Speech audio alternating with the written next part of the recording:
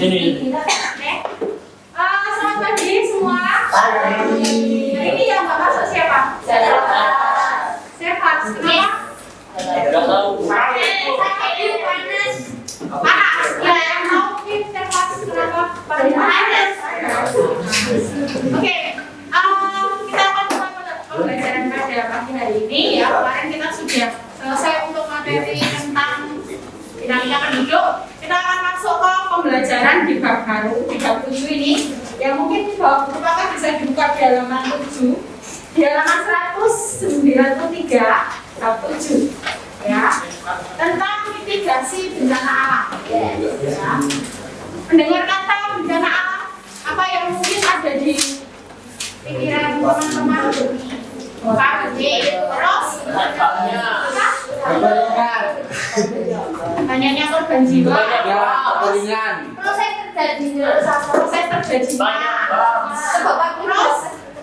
kebakaran hutan jenisnya ya. Oke, terus pernah dengar nggak kata-kata mitigasi itu apa? Iya. Iya Pernah apa? Ya. Itu habis terjadi natural ya bencana alam itu terus penanganan Bu. Oh, penanganannya, ya. Nanti kita akan belajar sampai di situ. Nah, tadi belum ada yang mengemukakan gimana sih ketika bencana alam itu perasaan dari mungkin orang-orang yang terkena bencana alam. Nah, di sini aku akan ajak kalian untuk sedikit kita bermain, ya. Jadi ada sedikit permainan. Nanti Ibu sudah berikan beberapa perasaan. Ya, kira-kira perasaan-perasaan ini yang mungkin nanti akan dirasakan oleh teman-teman atau orang-orang yang terkena bencana alam. Jadi nanti ada perasaan mungkin sedih, terluka, sakit, bersyukur dan lain-lain, senang. Oke, nah, apa senang kan bisa nanti kan bisa senang senang karena enggak apa namanya bencana alamnya keluarganya semangat semua dan lain-lain kan bisa kayak gitu.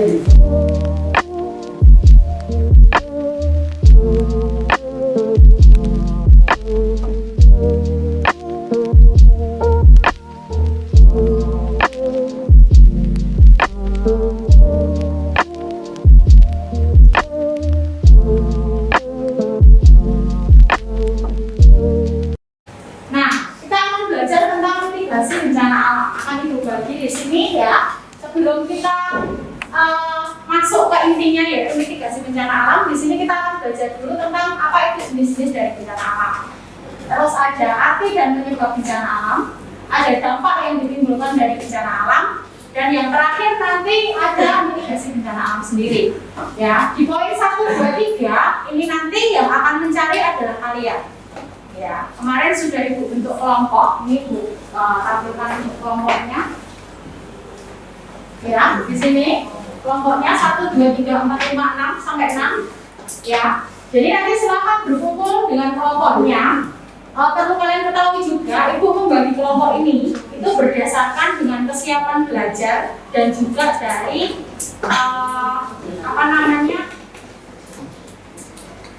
dari bukan kesiapan belajar itu dari hasil-hasil ulangan, hasil lagi tugas, dan juga dari itu loh, kinestetik, terus ada visual, ada auditori. Nah, itu dari pembagian dari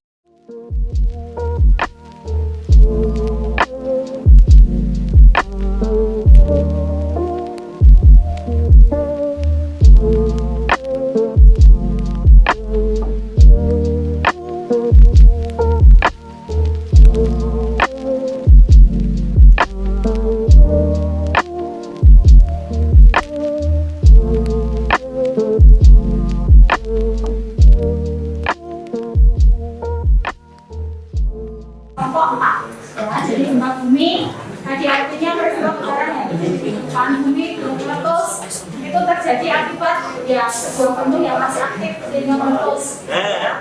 Banjir itu karena curah hujan tinggi ya.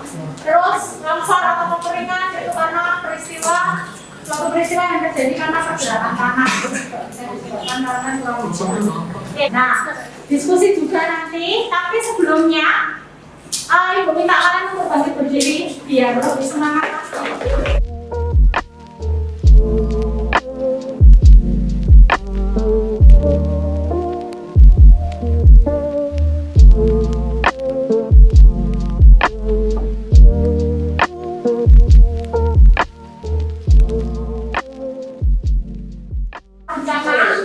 Ya, itu nanti ada menolong korban terluka, menelpon BNPB Badan Nasional Penanggulangan Bencana, jadi seakan-akan telepon kalian. Terus ada memastikan tidak ada gempa susulan ini ketika kalian telepon ini ya BNPB itu memastikan juga kalau misalnya nggak ada gempa susulan. Terus berkumpul dan sempatkan untuk berdoa bersama.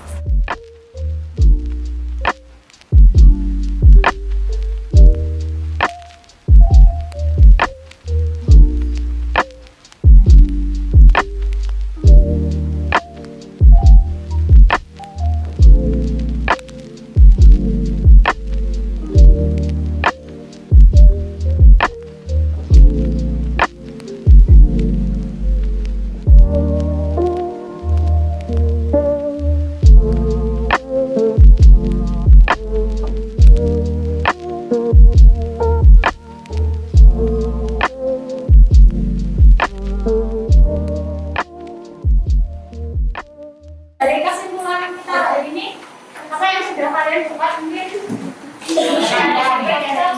menyenangkan, bersama, terus kekompakan. Kalau dari materi, kalian sudah paham tentang apa misalnya? Dampak penyebab, terus ya, terjadi gempa, ya penanggulangan bencana. Berarti kalau sudah terjadi gempa, apa yang harus dilakukan? Sudah tahu, melindungi diri. Terus kalau sudah terjadi gempa, apa yang harus dilakukan? Tadi juga sudah dikatakan. Ya.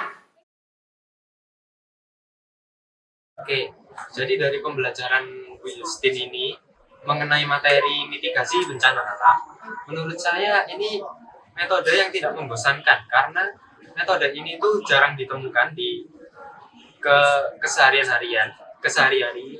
Kemudian dari pembelajaran ini kami itu juga bisa mengenal antar anggota kelompok.